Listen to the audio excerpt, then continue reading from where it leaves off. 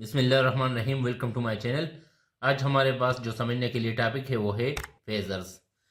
तो phasor is a complex number that represent the magnitude and phase of sinusoidal waveform in frequency domain.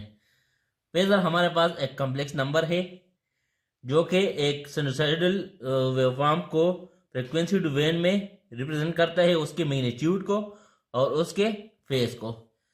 Phasor जो है sinusoidal waveform का phase और magnitude को represent करता है कॉम्प्लेक्स नंबर में और फ्रीक्वेंसी डोमेन में। ठीक है, कॉम्प्लेक्स नंबर भी हम बाद में देखते हैं। हमारे पास हम एक एग्जांपल लेते हैं एक साइनसॉइडल वोल्टेज का।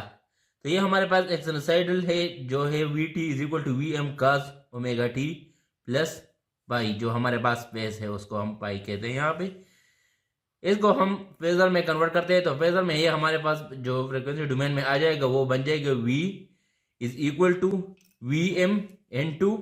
ये हमारे पास फेज एंगल है, इसके ऊपर हम इस तरह करते हैं, इसको हम फेजर कहते हैं। ठीक है, तो ये हमारे पास उसका जो है मैग्नीट्यूड हो गया VM और ये हमारे पास फेज एंगल हो गया फेजर फॉर्म में ये हो गया हमारे पास। ठीक है, जो VM है वो हमारे पास पीक मैग्नीट्यूड है या एम्पलीट्यूड है। ठीक है, मतलब जो हमारे पास मैक्सिमम वैल्यू है वो VM है यहाँ पे। और जो ये पाई है तो ये हमारे पास फेज एंगल है। ठीक है, फेजर एनालिसिस हमारे पास एप्लीकेबल होता है जहाँ पे हमारे पास जो साइनसॉइडल सिग्नल होंगे उसकी फ्रीक्वेंसी सेम होगी, तो तब हमारे पास फेजर एनालिसिस जो है वो एप्लीकेबल होगा। अब हम फेजर एनालिसिस जो है उसके लिए कॉम्प्लेक्स नंबर देखते हैं। कॉम्प्लेक्स नंबर जो है सारा फेजर एनालिसिस हमारे पास जो है वो कॉम्प्लेक्स नंबर होता है। ठीक है, phasor is a complex number जो हमने स्टार्ट में देखा था। तो कॉम्प्लेक्स नंबर हमारे पास जो है complex number is a number that has two parts. Complex number के हमारे पास दो पार्ट होते हैं, एक रियल पार्ट होता है और दूसरा इमेजिनरी पार्ट होता है। तो कॉम्प्लेक्स नंबर को जब हम रिप्रेजेंट करते हैं वो जेड से करते हैं और is equal to A plus B I हमने ले लिया। इस ए को हमने रियल कह दिया, ये हमारे पास रियल पार्ट है, और बी जो है ये हमारे पास इमेजिनरी पार्ट है, और आई जो है ये हमारे पास इमेजिनरी यूनिट है। ठीक है, यहाँ पे हमने लिखा है कि A is real part real number क्योंकि हमारे पास एक कांस्टेंट नंबर होगा। B is imaginary part real number multiplied by आई।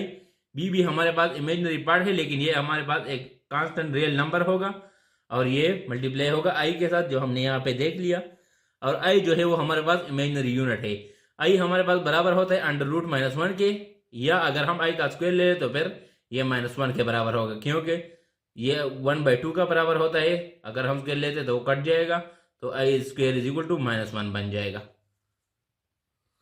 ये जो हमने देख लिया तो ये हमारे पास रेक्टेंगुलर फॉर्म अब कॉम्प्लेक्स नंबर, ये कॉम्प्लेक्स नंबर का रेक्टेंगुलर फॉर्म है। अब हम आगे देखेंगे पोलर फॉर्म और एक्सपोनेंशियल फॉर्म। ये हमारे पास कॉम्प्लेक्स नंबर का पोलर और एक्सपोनेंशियल फॉर्म अब हम देखते हैं। तो z is equal to R with phase angle theta, ये हमारे पास पोलर फॉर्म है जिसमें r हमारे पास ये मैग्नीट्यूड है और थीटा हमारे पास जो है ये फेज है। एक्सपोनेंशियल फॉर्म में हम जब लिखते हैं तो z is equal to R into E power J theta. जब j हमारे पास आ जाता है और ये e हमारे पास आ जाता है तो e से हमें पता चल जाता है कि ये एक्सपोनेंशियल फॉर्म है, और j जो है ये हमारे पास इमेजिनरी डिनोट करता है। ठीक है, अब हम ग्राफिकल रिप्रेजेंटेशन देखते हैं इसका। अगर ग्राफ में हम यहाँ पे देख रहे तो ये हमारे पास जो एक्स एक्सिस पे है ये हमारे पास रियल डिनोट करता है, और जो वाई एक्सिस पे है वो हमारे पास इमेजिनरी शो करता है। तो अगर हम कॉम्प्लेक्स नंबर को देखें z is equal to a plus B I, ये कॉम्प्लेक्स नंबर है z, ये रियल पार्ट है a plus B imaginary part का रियल नंबर है, और i जो है ये इमेजिनरी यूनिट है। अब हम इसको ग्राफ पे रिप्रेजेंट करते हैं तो हमारे पास जो रियल पार्ट है वो यहाँ पे हम शो करेंगे, तो a हमारे पास यहाँ पे है, और जो इमेजिनरी पार्ट है वो हम वर्टिकल पे शो करेंगे, तो ये हमारे पास यहाँ पे है। अगर हम इस इमेजिनरी पार्ट को रियल पार्ट को एक्सटेंड करें तो ये एक पॉइंट पे हमारे पास मिल जाएंगे, और उस पॉइंट पे हम एक वेक्टर ड्रा कर लेंगे। वो वेक्टर जो है हमारे पास मैग्नीट्यूड होगा, तो हमें पता है कि मैग्नीट्यूड को हमने क्या नाम दिया है r, तो यहाँ पे इसलिए हमने r लिख दिया। और ये हमारे पास थीटा है जो फेज एंगल है, यहाँ पे हमने देख लिया। तो ये हम इस तरह ग्राफ से रिप्रेजेंट करते हैं। अब हम देखते हैं कि हम इसे आर किस तरह फाइंड करेंगे और थीटा किस तरह फाइंड करेंगे, तो ये सारा आप हम नीचे डिटेल में देखते हैं। यहाँ पे जब हम आर फाइंड करते हैं तो आर के लिए हमारे पास मैथमेटिक्स में एक थ्योरम है जिसको हम पाइथागोरस थ्योरम कहते हैं। वो हमें कहता है कि hypotenuse square is equal to base square plus perpendicular square. तो हम जब यहाँ पे आर फाइंड करते हैं तो आर पे स्क्वायर नहीं है, तो इसलिए हमने ये अंडर रूट ले लिया, तो ये हमारे पास स्क्वायर के साथ कट गया और यहाँ पे अंडर रूट रह गया। तो हाइपोटेन्यूज पे हमारे पास आर है तो आर यहाँ पे आ गया, अंडर रूट हो गया, बेस पे हमारे पास ए है तो ए हमने लिख दिया, प्लस परपेंडिकुलर पे हमारे पास बी है तो हमने बी लिख दिया। तो ये R is equal to under root A square plus B square, इस तरह हमारे पास जो है आर मालूम हो जाएगा। लेकिन इसके लिए हमारे पास ए और बी मालूम हो तब हम आर मालूम कर सकते हैं। अब हम स्लोप देखते हैं और उससे हम बेस जो है थीटा जो है वो किस तरह फाइंड करेंगे। तो टेंजेंट थीटा हमारे पास बराबर है बी डिवाइडेड बाई ए।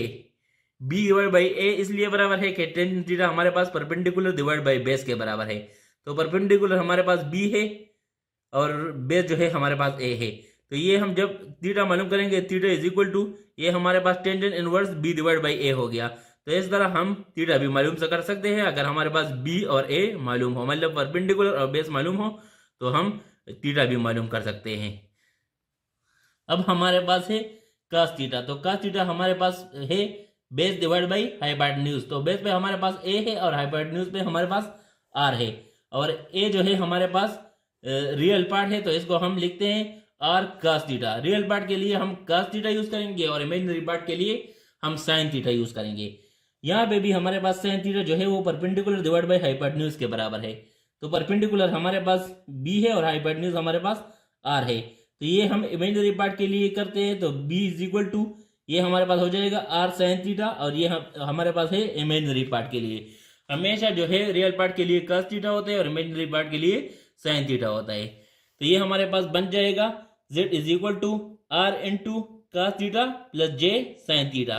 तो ये हमारे पास कॉम्प्लेक्स नंबर शो कर रहा है, z r जो है हमारे पास जो मैग्नीट्यूड है वो शो कर रहा है, cos थीटा रियल पार्ट है और j sin थीटा हमारे पास इमेजिनरी पार्ट है। ठीक है, फेजर्स हमारे पास बेस करता है आयलर्स आइडेंटिटी पे, और आयलर्स आइडेंटिटी हमें कहते हैं कि E power J theta is equal to cos theta plus j sin theta. तो अगर हम इसको रियल और इमेजिनरी में लिखना चाहें तो हम लिख देंगे कि real E power J theta is equal to cos theta, और इमेजिनरी में जब लिखेंगे तो imaginary E power J theta is equal to sin theta, क्योंकि रियल में हमारे पास cos थीटा होता है और इमेजिनरी में sin थीटा होता है। अब हम एक वीटी के पाम में हम एक साइनसॉइडल सिग्नल लेते हैं और उसको हम देखते हैं किया है हमारे पास VT is equal to V M cos omega T plus theta. ये हमारे पास वही रियल पार्ट है जो हमने पहले r cos थीटा के पाम में लिखा था। तो r हमारे पास वी एम में चेंज हो गया जो हमारे पास मैग्नीट्यूड है, और थीटा हमारे पास डब्ल्यू टी प्लस थीटा में चेंज हो गया। तो अगर हम अभी रियल पार्ट में उसको देख ले एक्सपोनेंशियल पार्ट में, तो ये हमारे पास रियल बन जाएगा R E V M E power J omega T plus theta. अब हम इसको सेपरेट लिखते हैं तो ये हो जाएगा R E V M E power J omega T plus E theta. यहाँ पे हम इस टी को एलिमिनेट करते हैं, सप्रेस करते हैं इसको, तो ये हमारे पास बन जाएगा V M E power J theta. इस पार्ट को हमने सप्रेस कर लिया। ठीक है, तो हमारे पास जो फेजर है वो बन जाएगा, तो फेजर हमारे पास आ जाएगा V M with angle theta. ये हमारे पास रियल पार्ट आ गया, जो वी एम है मैग्नीट्यूड हमारे पास ये आ गया, और ये वाले जो है हमारे पास एंगल आ गया।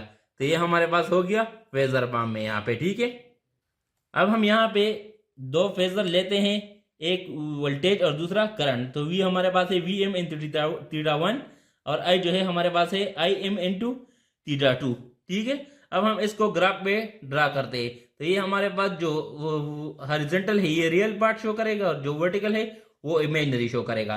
तो हमारे पास जो एंगल थीटा वन है वो पॉजिटिव है, इसको हमने पॉजिटिव में ले लिया, और इसका जो मैग्नीट्यूड है वो वी एम है, तो इसको हमने वी फेजर जो है शो कर दिया यहाँ पे। और दूसरा हमारे पास निगेटिव थीटा टू है, तो ये हम निगेटिव साइड में हमने ले लिया, और इसका जो मैग्नीट्यूड है वो आई एम है, इसको हमने आई एम ले लिया और इसको हमने यहाँ पे फेजर आई से शो कर दिया। तो ये था हमारे पास फेजर और कॉम्प्लेक्स नंबर। तो इसको हमने देख लिया, क्योंकि फेजर भी हमारे पास जो है वो कॉम्प्लेक्स नंबर होता है, लेकिन हम इसको फ्रीक्वेंसी डोमेन में लिखते हैं, क्योंकि हमारे पास जो फेजर होता है वो टाइम डिपेंडेंट नहीं होता, वो टाइम इंडिपेंडेंट होता है। ठीक है, तो ये था हमारे पास फेजर्स। उम्मीद कि आपको समझ आया होगा। अगर आपको कुछ मसला हो आप कमेंट सेक्शन में पूछ सकते हैं, कोई और टॉपिक आपको मसला हो तो आप वो टॉपिक कमेंट करें, मैं आपके लिए उसमें डिटेल वीडियो बनाऊंगा। Thank you for watching.